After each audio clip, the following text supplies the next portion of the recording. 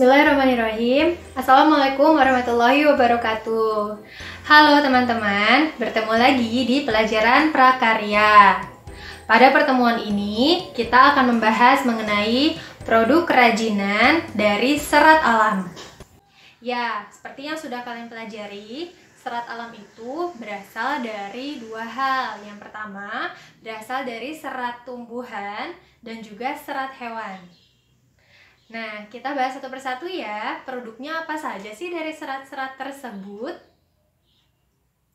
Oke, yang pertama kita bahas adalah produk kerajinan dari serat tumbuhan.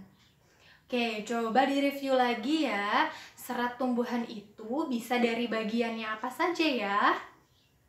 Yang pertama, dari biji. Yang kedua bisa dari batang, lalu bisa dari daun, dan juga bisa dari buahnya. Oke, kita simak satu persatu ya. Kerajinan yang pertama adalah berasal dari bagian bijinya. Siapa yang masih ingat? Contoh dari serat biji adalah dari tanaman apa? Ya, contoh dari serat biji adalah tanaman kapas dan kapuk.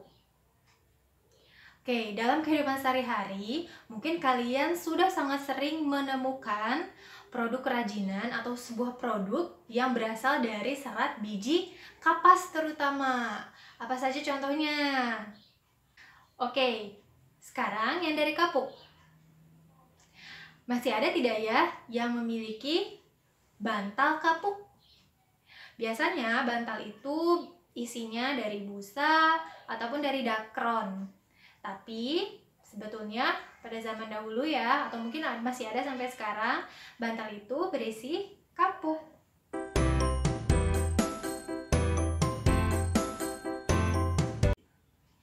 Oke, sekarang bagian yang kedua dari tanaman yang seratnya bisa menghasilkan suatu produk kerajinan adalah bagian batangnya.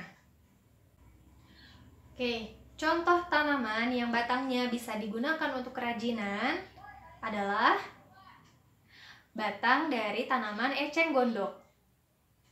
Nah, biasanya untuk serat dari tumbuhan, proses yang paling awalnya itu adalah dikeringkan. Jadi, serat-serat yang diambil atau bagian tumbuhan yang diambil itu dikeringkan dahulu di bawah sinar matahari langsung.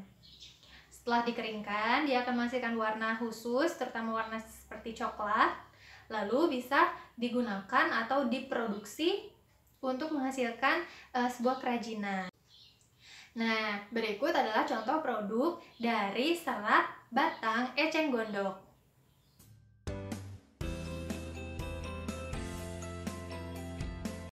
Oke, sekarang yang ketiga adalah serat dari daun.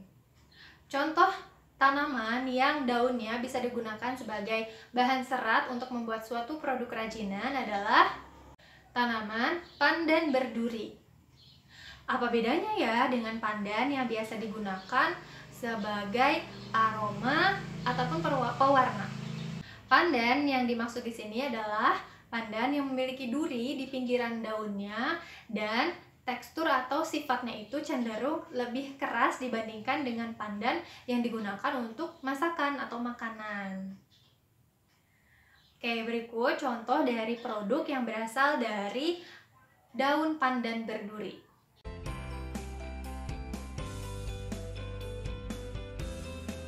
Wah, cantik-cantik ya produknya. Tidak disangka bahwa produknya itu berasal dari tanaman. Nah, sekarang bagian yang keempat adalah bagian dari buahnya. Siapa yang masih ingat buah apa yang seratnya bisa digunakan untuk membuat kerajinan? Ya, betul, buah kelapa. Nah, masih ingat kan bagian apanya yang kita ambil? Yaitu serabutnya atau sabut kelapanya. Nah, sabut kelapa yang digunakan adalah yang memiliki tekstur memanjang, jadi yang tidak mudah putus. Nah, produk yang biasanya dihasilkan dari serat buah kelapa adalah sebagai berikut.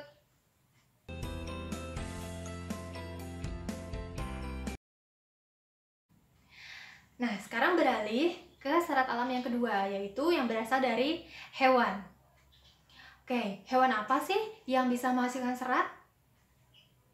Kita mengenal ada dua jenis bahan yang dihasilkan oleh hewan ya. Yang pertama adalah serat dari stapel atau bulu hewan. Nah, hewan apa saja yang biasanya bulunya diambil untuk menghasilkan suatu produk kerajinan? Yang pertama ada domba, yang kedua ada alpaka. Oke, serat dari bulu domba dan alpaka itu biasanya menghasilkan wool, ya, terutamanya dari hewan domba. Nah, biasanya untuk menghasilkan wool, bulu-bulu atau rambutnya itu dipintal terlebih dahulu menggunakan alat pintal. Ini dia contoh dari produk-produk yang berasal dari bulu domba dan bulu alpaka.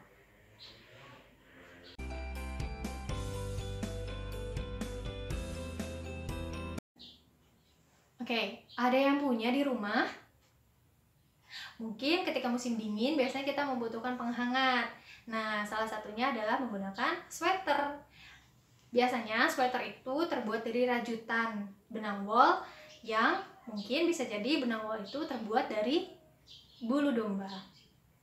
Oke, yang kedua, selain dari stapel atau bulu atau rambut hewan, serat yang lainnya adalah yang berasal dari atau yang berbentuk filamen. Nah, filamen itu berupanya jaringan-jaringan. Hewan apa yang menghasilkan jaringan ya? Ya, salah satunya adalah ulat sutra. Ulat sutra akan membentuk kepompong. Nah, dari kepompong itu akan menghasilkan serat yang bisa kita olah menjadi benang sutra. Wah, kebayangkan gimana halusnya kain sutra?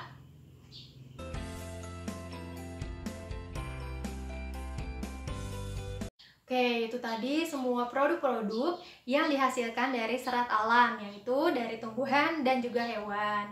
Mungkin kalian sering menemukannya ya. Nah, setelah kita memiliki atau membuat produk-produk tadi, mungkin sebagian dari kita berpikir untuk menjualnya sebagai nilai ekonomis. Nah, ketika kita akan menjualnya, tentu saja kita harus memikirkan bagaimana ya mengemasnya agar produk tersebut menarik perhatian dari calon konsumen kita. Untuk mengemasnya, tentu saja pengemasan itu tidak hanya untuk melindungi produknya, tetapi juga tadi untuk menarik perhatian calon konsumen. Jadi ada beberapa hal yang harus diperhatikan agar konsumen itu tertarik melihat kemasan kita, selain juga melihat dari kualitas produk kita. Baiklah, sekian materi untuk pertemuan kali ini. Silakan kalian amati sekitar, boleh di rumah, boleh di tetangga, ataupun di sekitar daerah kalian. Adakah produk kerajinan yang berasal dari serat alam, baik itu serat hewan maupun serat tumbuhan? Laporkan ke ibu guru ya, apa saja sih produk-produknya? Baiklah, sekian materi untuk hari ini.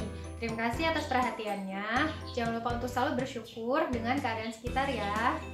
Sampai jumpa pada video pembelajaran selanjutnya. Wassalamualaikum warahmatullahi wabarakatuh.